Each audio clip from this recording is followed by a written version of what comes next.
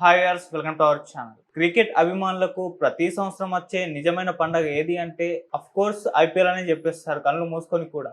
So అంతలా enjoy చేస్తూ ఉంటాం. ఎవ్రీ ఇయర్ సమ్మర్ లో రావడం, మొత్తం సెలవులు ఉండడం, సో టీవీలకు అతకపోవడం, ఇదంతా కూడా ఎప్పటి నుంచి 18 సంవత్సరాలు అవుతుంది. ఇప్పటి 18 సీజన్లు కంప్లీట్ చేసుకుంది. అప్పటి నుంచి కూడా ఐపీఎల్ కి అడిక్ట్ అయిపోవడం మనం చూస్తాం. సో ఈ అసలు ఎప్పుడన్నా ఆలోచించారా అసలు ఐపీఎల్ ఎలా స్టార్ట్ అయిపోయింది, ఎవరు స్టార్ట్ చేశారు, ఈ ఐపీఎల్ స్టార్ట్ చేసిన వాళ్ళు ఇప్పుడు ఎక్కడ ఉన్నారు, సో ఇంతలా ఇది ఎంజాయ్ చేయడానికి గల కారణం ఏంటి, ఇంతలా అడిక్ట్ అయిపోవడానికి గల కారణం ఏంటి, సో ఈ ఐపీఎల్ సంబంధించిన అసలు హిస్టరీ ఏంటి, సో ఎప్పుడన్నా తెలుసుకునే ప్రయత్నం చేస్తారా? ఇప్పుడు ఇదే వివరాలు అందజేయడానికి, ఐపీఎల్ గురించి కొన్ని ఇంట్రెస్టింగ్ విషయాలు తెలియజేయడానికి మనతో పాటు సీనియర్ జర్నలిస్ట్ అరవింద్ కొల్లి గారు ఉన్నారు. వారిని అడిగి తెలుసుకునే ప్రయత్నం అయితే చేద్దాం. సార్ నమస్కారం. నమస్కారం సార్, ఐపీఎల్ అంటే నిజంగా ఫైనల్ ఎగ్జైట్మెంట్ ఇది కంపల్సరీగా సార్. ఫైనల్ ఇవాళ ఫస్ట్ టైం 18 సంవత్సరాల తర్వాత రెండు టీంలలో ఏదో ఒక టీం కప్పుగొట్టబోతుంది.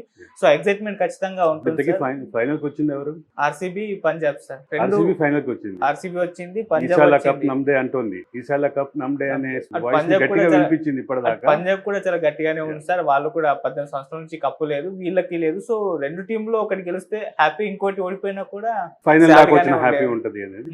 అంటే ఒకటి చెప్పాలి ఆదిత్య, నీలాంటి వాళ్ళు నాలాంటి వాళ్ళు క్రికెట్ అభిమానులకి ఐపీఎల్ నచ్చొచ్చు నచ్చకపోవచ్చు, కానీ ఐపీఎల్ అనేది ప్రపంచ చరిత్రలో ఒక గేమ్ ని కమర్షియలైజ్ చేసిన దానికి ఒక మంచి ఎగ్జాంపుల్ గా చెప్తారు. ఇది ఒక కార్పొరేటైజ్ చేయడానికి ఒక మంచి ఎగ్జాంపుల్ గా చెప్తారు. కార్పొరేట్ అయినటువంటి క్రికెట్ ని దాన్ని కమర్షియలైజ్ చేసి, దాన్ని ఆక్షనైజ్ చేసి, అంతర్జాతీయ స్థాయిలో దాన్ని ఒక ప్రముఖమైనటువంటి ఆటగా మార్చినటువంటిది బీసీసీఐ.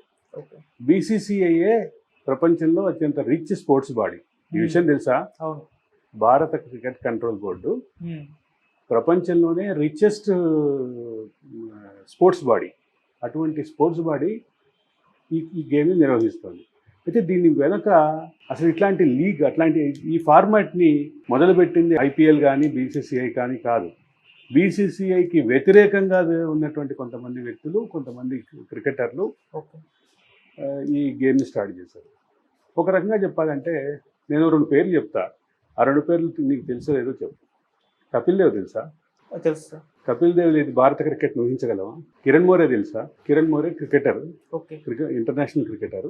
1983లో వరల్డ్ కప్ సాధించినటువంటి భారత టీంలో ఒక ముఖ్యమైనటువంటి సభ్యుడు. అత్యంత కీలకమైనటువంటి సంపౌట్స్ చేశాడు ఆ మ్యాచ్లో, ఆ సిరీస్లో.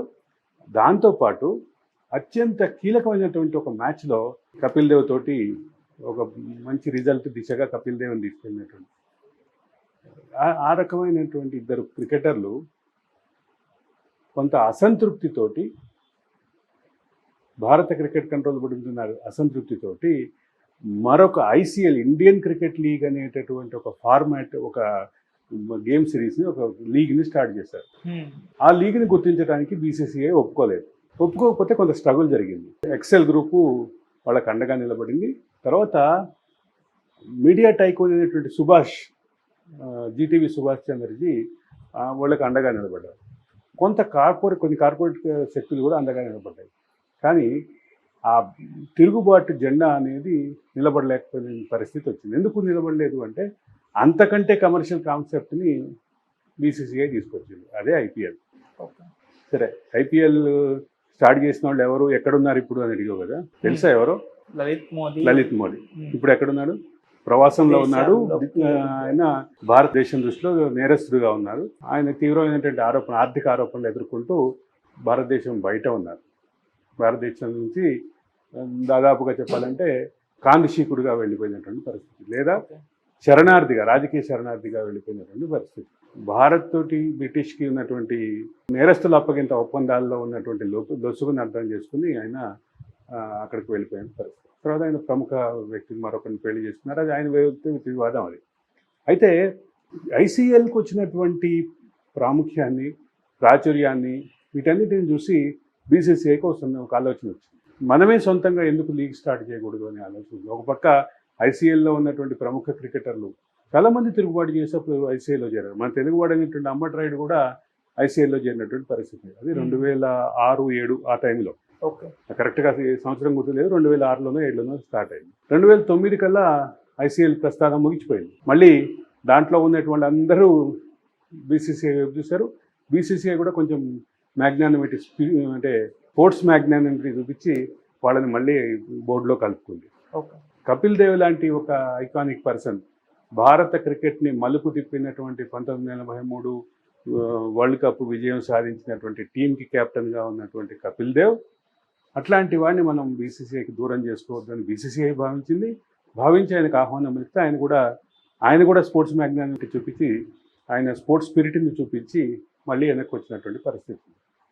వీళ్ళందరికీ సంబంధించినటువంటి విషయంలో తలెత్తి తిరుగుబాటు చేయడానికి ఉన్న ప్రధానమైన కారణం కొంత వివక్ష, కొంత ఆర్థికపరమైనటువంటి అవకతవకలు, వీటన్నిటి మీద ఒక అసంతృప్తితోటి వాళ్ళు వ్యక్తం చేసినటువంటి పరిస్థితి. ఈ మొత్తం ప్రక్రియలో అసలు 20 ఓవర్ల మ్యాచే కొంత వివాదాస్పదమైన అంశం. క్రికెట్ అంటే 5 రోజులు ఆడాలి, 2 ఇన్నింగ్స్ ఆడాలి అనేటటువంటి దాని నుంచి మొదలుపెట్టి 60 ఓవర్స్కి వచ్చినప్పుడే ఒక ప్రధానమైనటువంటి చర్చ జరిగింది. 60 ఓవర్స్కి మ్యాచ్ని కుదించడం ద్వారా బౌలింగ్కి ఉన్నటువంటి స్కోపులు తగ్గించేశారు, బ్యాటింగ్కి ఉన్నటువంటి స్కోపులు పెంచారు అనేటటువంటిది ప్రధానమైనటువంటి ఆరోపణ. తర్వాత అది 50-50 అయింది. వరల్డ్ కప్ కూడా 60 ఓవర్ల మ్యాచ్లు జరిగేవి గతంలో. ఆ తర్వాత ఇప్పుడు 50-50 ఓవర్స్ అయింది. 50-50 ఓవర్స్లోనే పూర్తిగా ఫుల్ స్ట్రెచ్ క్రికెట్కి సంబంధించిన రియల్ క్రికెట్ని ఆస్వాదించలేకపోతున్నామని క్రికెట్ మొదలైనటువంటి దేశం అయినటువంటి ఇంగ్లాండ్లో కూడా అసంతృప్తి ఉంది. ఓకే. అక్కడి నుంచి మొదలుపెట్టి తర్వాత 50-50 2020 ఫార్మాట్ వచ్చింది. 2020 ఫార్మాట్తో పాటు ప్లే ఆఫ్లు వచ్చినాయి. ప్లే ఆఫ్ల కారణంగా ఈ గేమ్ అంతా బ్యాట్స్మెన్ గేమ్ అవుతుంది అనేటటువంటి ప్రధానమైనటువంటి ఆరోపణ. పైగా క్రికెట్ అనేది ఒక రోజంతా చక్కగా ఆస్వాదించాల్సినటువంటి గేము. దానికి తగ్గట్టుగా మీల్ ప్లానింగ్ కూడా ఉండేది. విజిటర్స్ కూడా మీల్ ప్లానింగ్ ఉండేది. పాశ్చాత్య దేశాల్లో చదివకుంటే ముఖ్యంగా యూకేలో బాగా ఎక్కువగా ఉండేది. మార్నింగ్ అంటే బ్రేక్ఫాస్ట్ తోటి రావటం, సంథింగ్ టు క్యాచప్ అనేది ఒక బ్రేక్ఫాస్ట్ కాన్సెప్ట్ ఉంది. ఆ ప్రకారం రావటం, చక్కగా మధ్యలో tea schedule, coffee schedule, drinks schedule పెట్టుకొని మధ్యాహ్నం లంచ్ టైంలో కొంత క్యారీ ఫుడ్ తినటం, అక్కడి నుంచి మొదలుపెట్టి ఇంకా సెకండ్ హాఫ్ అంతా చక్కగా బీర్ ఎంజాయ్ చేస్తూ క్రికెట్ చూడాలి అనేది ఒక అంటే కామన్ యూకే కాన్సెప్ట్ ఉండేది. యూకే నుంచి మొదలైనటువంటి క్రికెట్ భారతదేశం లాంటి కామన్వెల్త్ కంట్రీస్కి వచ్చింది. కామన్వెల్త్ కంట్రీస్లో ఇంకెక్కువ మనం సొంతం చేసుకున్నాం. దాన్ని సొంతం చేసుకునే క్రమంలో ఈ మొత్తం క్రికెట్కి సంబంధించినటువంటి ప్రస్థానంలో అతి కీలకమైనటువంటి అడుగు 50-50 అనుకున్నాం. అంతకంటే ఎక్కువ మారింది భారత క్రికెట్ని కానీ ప్రపంచ క్రికెట్ని కానీ దశని మార్చేసినటువంటిది 2020 ఈ ఫార్మాట్ పట్ల కొంత క్రేజ్ పెరుగుతున్న నేపథ్యంలో ఐసీఎల్ రావటం, ఐసీఎల్ తోటి ఐపీఎల్గా మారటం, ఈ మొత్తంలో ఒక కీలకమైనటువంటి చర్చ ఏంటంటే దీని మీద ఉంటే ఆరోపణలు అంటే షార్ట్ ఫార్మాట్ని పూర్తిగా ఎంజాయ్ చేయలేకపోతున్నాం అనేటువంటి రియల్ క్రికెట్ లవర్స్కి ఉన్నటువంటి అసంతృప్తి. ఈ అన్నిటినీ నేపథ్యంలో ఇది ఒక కీలకమైన చర్చగానే మారినప్పటికీ ఇవాళ ఈ ఫార్మాట్లో బాగా అంటే ఒక దేశానికి సంబంధించిన వాళ్ళు లేదా ఒక రాష్ట్రానికి సంబంధించిన వాళ్ళు ఒక టీంలో ఉండి ఆడటం అనేది పక్కకు పోయి వివిధ దేశాల వాళ్ళని తీసుకొచ్చి అంతర్జాతీయ క్రికెటర్ని, స్థానిక క్రికెటర్ని కలిపి ఒక ఫార్మాట్గా చేసి లీగ్ మ్యాచ్లు ఆడించడం. ఈ లీగ్ మ్యాచ్ల కల్చరు కొన్ని వెస్ట్రన్ కంట్రీస్లో, ఆఫ్రికన్ కంట్రీస్లో నాన్ క్రికెట్ గేమ్లో చాలా ఎక్కువ. ముఖ్యంగా ఫుట్బాల్, హాకీ ఇట్లాంటి దాంట్లో చాలా చాలా ఎక్కువ. దాన్ని అడాప్ట్ చేసుకొని ఇక్కడ కూడా అదే రకమైనటువంటి ఫార్మాట్ క్రికెట్లో రావటం అనేది ఒక మార్పు. 2020 గేమ్ వచ్చినటువంటి క్రేజు, అదే సందర్భంలో ఈ లీగ్ క్రికెట్లో ఉన్నటువంటి ఈ ఫ్యూజన్ అంటే అన్ని దేశాలకు సంబంధించిన వాళ్ళు, అన్ని రేస్లకు సంబంధించిన వాళ్ళు మిక్స్డ్ తోటి ఆడేసరికి ఇదేదో ఒక కొత్త ఫార్మాట్ లాగా అనిపించి అంతర్జాతీయ క్రికెట్లో మార్పులు వచ్చినాయి. అట్లాగే ముఖ్యంగా అదే సందర్భంలో కౌంటీ క్రికెట్ అని ఉండేది. కౌంటీ క్రికెట్లో మిక్స్డ్గా ఆడేవాళ్ళు. ఓకే. అంటే అనేక సందర్భాల్లో కౌంటీ క్రికెట్లో భారత బౌలర్లు చాలా కీలక పాత్ర పోషించిన సందర్భం ఉంది. భారత స్పిన్నర్ల హవా నడిచేది ఒక కౌంటీ క్రికెట్లో. అది మర్చిపోయి మళ్ళీ నార్మల్ ఫార్మాట్లో ఆడుతున్నప్పటి నేపథ్యంలో వచ్చినటువంటి ఈ ఒక పక్క 2020 ఫార్మాట్, రెండో పక్క ఇది అన్ని దేశాలకు సంబంధించిన ఫ్యూజన్. ఈ రెండింటి మూలంగా ఒక విస్తృతమైనటువంటి ప్రజాదరణ పొందింది. ప్రజాదరణ పొందటంతో అంటే ఒక చిన్న ఉదాహరణ చెప్తా. ఒక బౌలర్, ఒక బ్యాట్స్మెన్, రెండో పక్క నాన్ స్ట్రైకింగ్ ఎండ్లో ఉన్నటువంటి బ్యాట్స్మెన్. ఒకళ్ళేమో ఆఫ్రికన్ ఉంటారు, ఒకళ్ళు అమెరికన్ ఉంటారు, లేదా బ్రిటిషర్ ఉంటారు. ఈ రకమైనటువంటి ఫ్యూజన్ కాన్సెప్ట్ విస్తృత ప్రజాదరణ పొందింది. ఇదన్నిటి నేపథ్యంలో కరెక్ట్ టైంలో బీసీసీఐ కూడా టేకప్ చేయడం, బీసీసీఐ చేసినటువంటిది ఆక్షన్కి వెళ్ళడం. ఆక్షన్ కూడా అంటే మన కౌంటీ క్రికెట్లో కూడా ఇంకా ఆక్షన్ లేదు. కౌంటీ క్రికెట్లో ఏంటి, దేశాలు కాంట్రాక్ట్ చేసుకున్నాయి, ఆ కౌంటీస్ వివిధ దేశాల క్రికెటర్లని కాంట్రాక్ట్ చేసుకున్నాయి.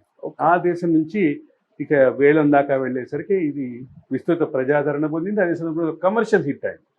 ఈ రెండింటి నేపథ్యంలో ఐపీఎల్ ఇవాళ ఒక సక్సెస్ఫుల్ ఫార్మాట్గా, కమర్షియల్లీ సక్సెస్ఫుల్ ఫార్మాట్ అయ్యి, అదే సందర్భంలో స్థానిక క్రికెట్ అభిమానుల మనసు గెలుచుకోవడంలో ఒక సక్సెస్ఫుల్గా నిలిచిందని చెప్పక తప్పదు. సార్ మీ ఫేవరెట్ టీమ్ సార్? నిజంగా చెప్పాలంటే నేను ఐపీఎల్ అసలు ఫార్మాట్ ఫాలో కాను. ఎందుకు ఫాలో కాను అంటే నేను బేసికల్గా 50-50 మ్యాచ్ని బాగా ఎంజాయ్ చేస్తా. 20-20 మ్యాచ్ని కూడా ఎంజాయ్ చేస్తా, కానీ 20-20 మ్యాచ్ని బౌలర్లు ఎవరు ఉన్నారో చూడకుండా చూస్తాను. నేను కేవలం బ్యాట్స్మెన్ కోసమే చూస్తా. ఓకే, అంటే బౌలర్లకు స్కోప్ లేదు 20-20 ఫార్మాట్లో అని నా అభిప్రాయం.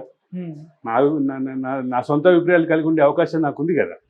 అట్లాగే కీలకమైనటువంటిది ఏంటంటే, నా అబ్జర్వేషన్ ఏంటంటే, బ్యాట్స్మెన్ చక్కగా విరాట్ కోహ్లీని చూస్తా, రోహిత్ శర్మని చూస్తా, గేల్ని చూస్తా, అందరినీ ఒక ఆ ఫార్మాట్ని చూస్తా.